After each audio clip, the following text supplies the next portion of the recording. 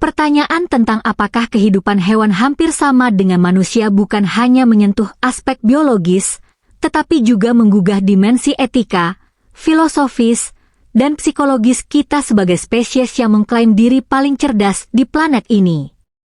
Secara ilmiah, manusia adalah bagian dari kerajaan Animalia, makhluk hidup multiseluler yang berevolusi dari nenek moyang yang sama dengan hewan lain.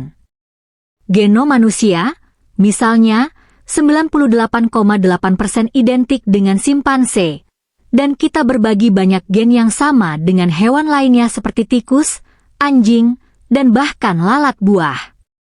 Secara struktural, banyak sistem tubuh manusia seperti sistem pernapasan, pencernaan, dan peredaran darah memiliki kemiripan yang luar biasa dengan hewan vertebrata lainnya. Organisasi otak pun menunjukkan kesamaan, di mana bagian otak yang mengatur emosi, memori, dan pengambilan keputusan, seperti amigdala dan korteks prefrontal, ditemukan juga pada primata dan beberapa mamalia lainnya.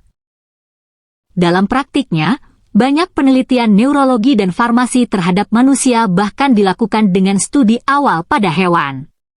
Dari sini, kita dapat melihat bahwa dalam konteks biologis, manusia tidaklah sepenuhnya terpisah dari hewan. Kita hanya salah satu spesies yang berevolusi lebih jauh dalam aspek tertentu. Namun, kesamaan itu tidak hanya terbatas pada aspek fisik. Hewan juga menunjukkan emosi seperti kegembiraan, kesedihan, rasa takut, bahkan empati. Seekor gajah bisa meratapi kematian sesamanya. Lumba-lumba bermain dalam kelompok dan menyelamatkan teman yang sakit.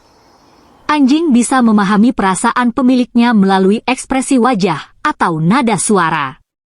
Bahkan hewan kecil seperti tikus dan burung merpati telah terbukti mampu mengambil keputusan berbasis pengalaman sebelumnya. Semua ini menunjukkan bahwa kehidupan emosional hewan tidak bisa dipandang sebelah mata. Mereka tidak hanya hidup, tapi juga mengalami kehidupan. Dalam cara mereka mencintai, melindungi, berjuang, bahkan berduka, ada gema kehidupan yang tak berbeda jauh dari kita. Mungkin, perbedaan kita dengan mereka bukanlah dalam apakah kita bisa merasakan, tetapi lebih kepada bagaimana kita mengekspresikan dan memaknainya. Namun, tetap ada perbedaan penting yang membentuk kehidupan manusia secara unik. Kita memiliki bahasa kompleks yang memungkinkan penyampaian ide abstrak, kemampuan menciptakan budaya dan teknologi, serta kesadaran reflektif atas keberadaan dan kematian.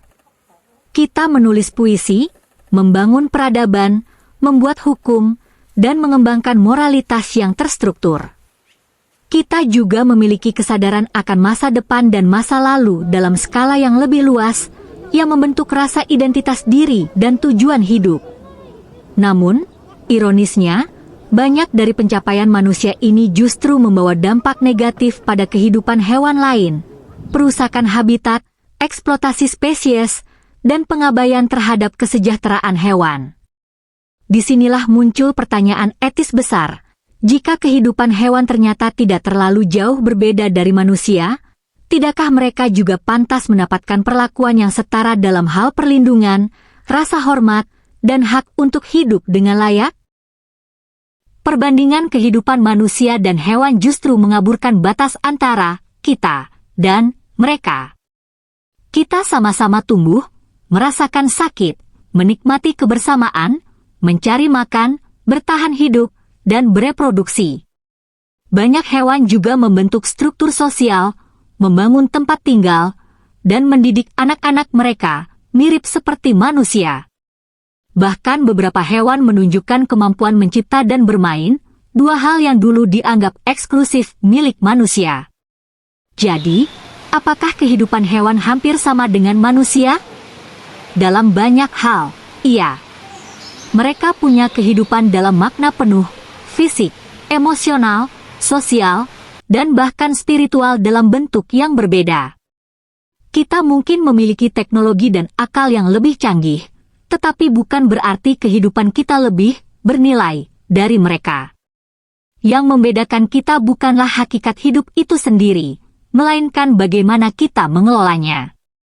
Dengan menyadari kesamaan ini, manusia ditantang untuk tidak hanya menjadi makhluk yang berakal, tetapi juga berempati. Karena dunia ini bukan hanya milik manusia, tetapi rumah bagi jutaan kehidupan lain yang berjuang dan berharap dengan cara mereka masing-masing.